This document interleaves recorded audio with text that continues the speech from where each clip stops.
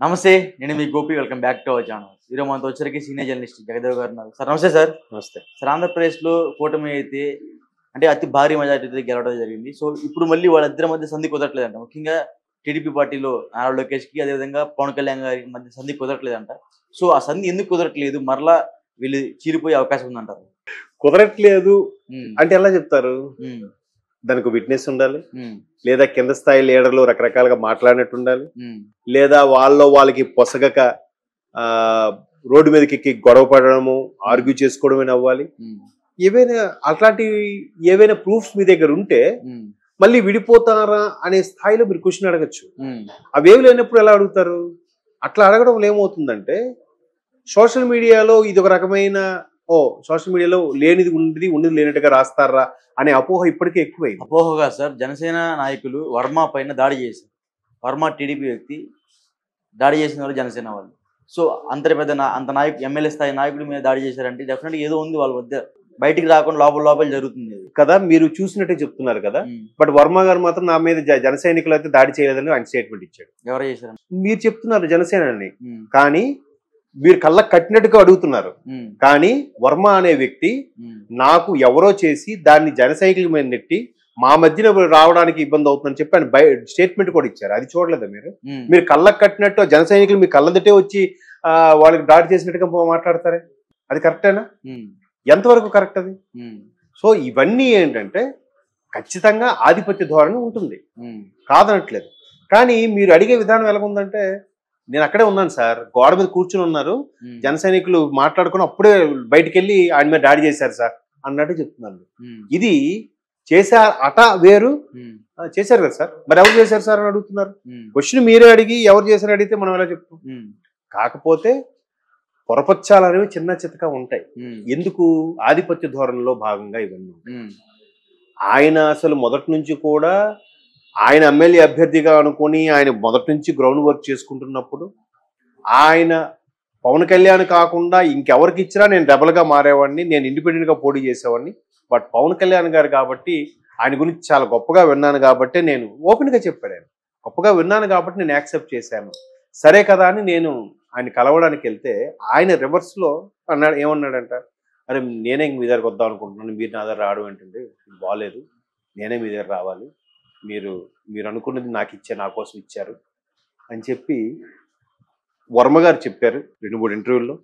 అది గెలిచిన తర్వాత కూడా ఈయన దాన్ని కృతజ్ఞతాభావంగా ఈయన కూడా బికాజ్ ఆఫ్ వర్మ గారిని గెలవడానికి కూడా చెప్పాడుగా.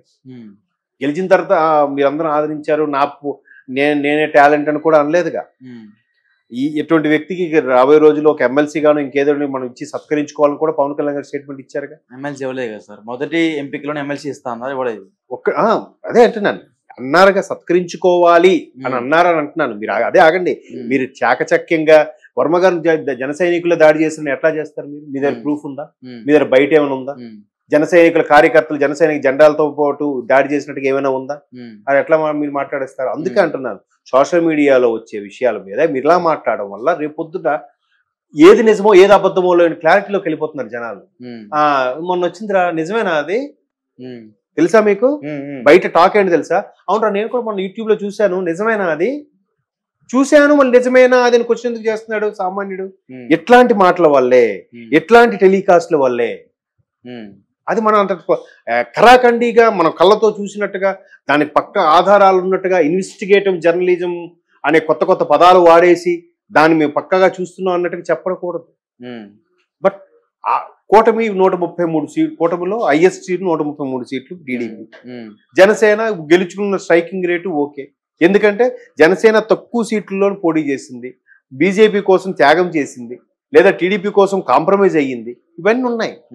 ఆ తలనొప్పి అంతా పవన్ కళ్యాణ్ గారే పడుతున్నాడు, పడాలి కూడా.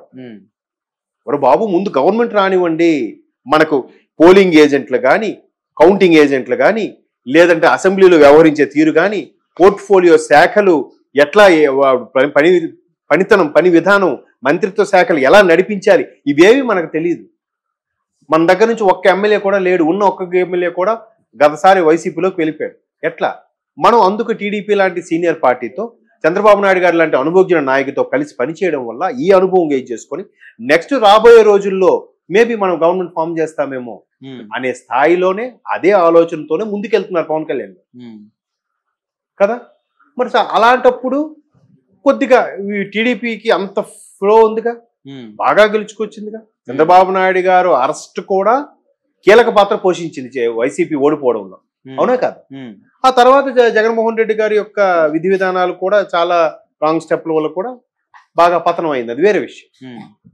సో చంద్రబాబు నాయుడు గారు అరెస్ట్ ఒక్కసారిగా గ్రాఫ్ పెరిగిపోయిందిగా టీడీపీది, అది చాలా సర్వేలు కూడా చెప్పారు కదా. సో అలాంటప్పుడు టీడీపీకి ఎక్కువ సీట్లు ఉన్నప్పుడు దానికి ప్రాధాన్యత ఇవ్వాలా లేదా? నెక్స్ట్ ఎక్కువ సీట్లు ఎవరివి? వీళ్ళవి ఉన్నాయి. బట్ టీడీపీకి జనసేనకి రేషియో ప్రకారం చూస్తే 133 ఎక్కడ, 21 ఎక్కడ, ఎంత రేషియో, ఎంత తేడా ఉంది? ఆల్మోస్ట్ ఆల్ 1:6 రేషియో ఉంది, అంతేనా? మరి అలాంటి సందర్భాల్లో టీడీపీకి ఎక్కువ ప్రాధాన్యత ఉంటుంది.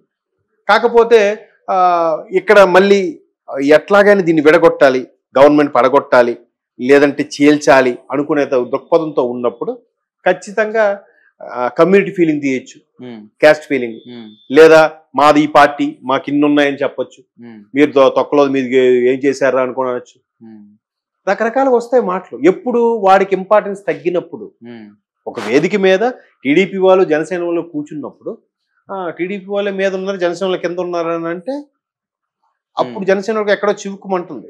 మా నాయకుడు త్యాగం చేయబట్టే కదా మీకు అయింది, మా నాయకుడు కష్టపడి బలంగా బీజేపీతో పోట్లాడి ఎలాగైనా బీజేపీని ఒప్పించి టీడీపీని అందులో కలపబట్టే కదా ఈ రోజు చంద్రబాబు నాయుడు గారు చక్రం తిప్పుతున్నారు అంటాడు వాడు. మరి మాకు అంత క్రేజ్ ఉంది, అంత అనుభోగ్యుడు కాబట్టే చంద్రబాబు నాయుడు లాంటి వ్యక్తి మాకు కావాలనే బీజేపీ జనసేనది వాడుకుంది అని అంటారు టీడీపీ వాళ్ళు. ఎవరి వెర్షన్ కరెక్ట్ అంటారు? ఎవరి వెర్షన్ లో వాళ్ళది కరెక్ట్. కాకపోతే కూటమి అన్నాక కొంచెం చిన్న చిన్న ఇబ్బందులు పొరపచ్చాలు ఉంటాయి, అది సామరస్యంగా తీసుకెళ్లాలి.